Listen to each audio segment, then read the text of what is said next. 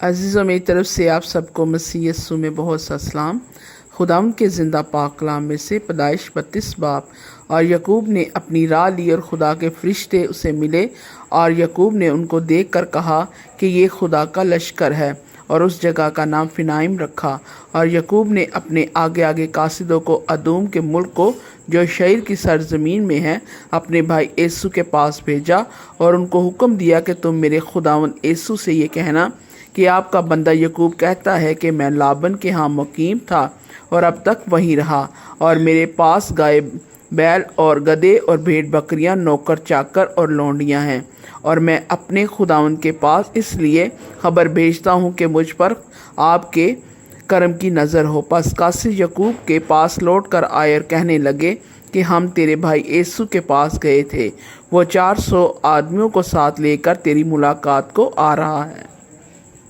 तब यकूब ने नहायत डर गया, परेशान हुआ, और उसने अपने साथ के लोगों और भेड़ बकरियों और गाय बैलों और ऊँटों के 2 गोल किए और सोचा कि अगर एसू एक गोल पर आ पड़े और उसे मारे तो दूसरा गोल बचकर भाग जाएगा।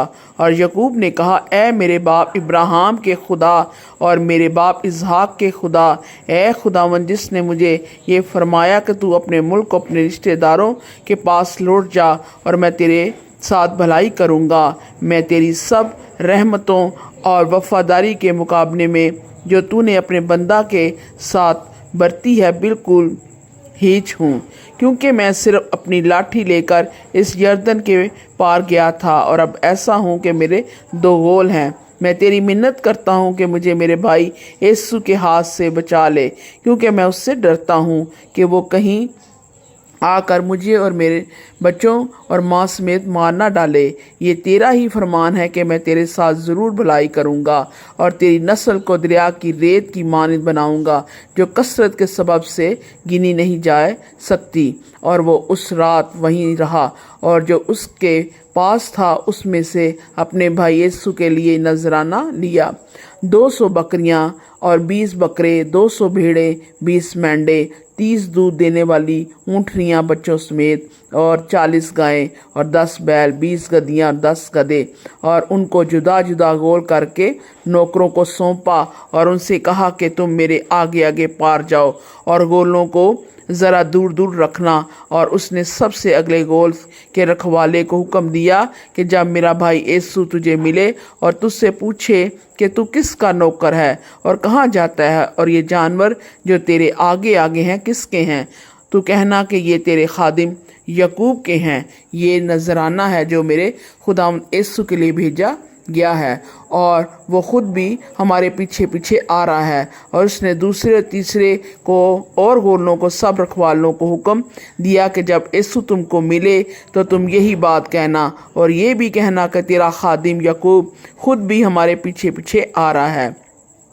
उसने ये सोचा कि मैं इस नजराने से जो मुझसे पहले वहाँ जाएगा उसे राज़ी कर लूँगा, तब उसका मुंह देखूँगा, शायद यूँ वो मुझको कबूल करे। चुनांचे वो नजराना उसके आगे आगे पार गया, पर वो खुद उस रात अपने डेरे में रहा। और वो उसी रात उठा अपनी 2 बीवियों, 2 लौंडियों और 11 बेटों को लेकर उनको यबूक के घाट से पार उतारा और उनको लेकर नदी पार कराया और अपना सब कुछ पार भेज दिया। और यकूब अकेला रह गया और पो फुटने के वक्त एक शख्स वहाँ उससे कुश्ती लड़ता रहा। जब उसने देखा कि उस पर गालिब नहीं होता तो उसकी रान को अंदर की तरफ से छुआ और यकूब की रान की नस उसके साथ कुश्ती करने में चढ़ गई और उसने कहा, मुझे जाने दे क्योंकि पो फुट चली। यकूब ने कहा, जब तक तू मुझे बरकत ना दे मैं तुझे जाने नहीं दूंगा। तब उसने उससे पूछा कि तेरा क्या नाम है? उसने जवाब दिया, यकूब। उसने कहा, तेरा नाम आगे को यकूब नहीं बल्कि इसराइल होगा, क्योंकि तूने खुदा और आदमियों के साथ जोर आजमाई की और गालिब हुआ। तब यकूब ने उससे कहा, मैं तेरी मिन्नत करता हूँ, तू मुझे अपना नाम बता दे।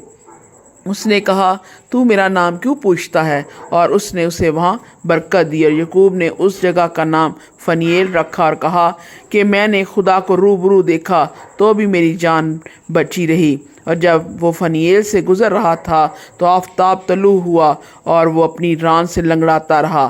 اسی سبب سے بنی اسرائیل اس نسک کو جو ران میں اندر کی طرف ہے آج تک نہیں کھاتے، کیونکہ اس شخص نے یعقوب کی ران کی نسک کو جو اندر کی طرف سے چڑھ گئی تھی چھو دیا تھا۔ خدا ان کے زندہ پاک کلام کے وسیلے سے خدا آپ سب کو بڑی برکت دے، آمین۔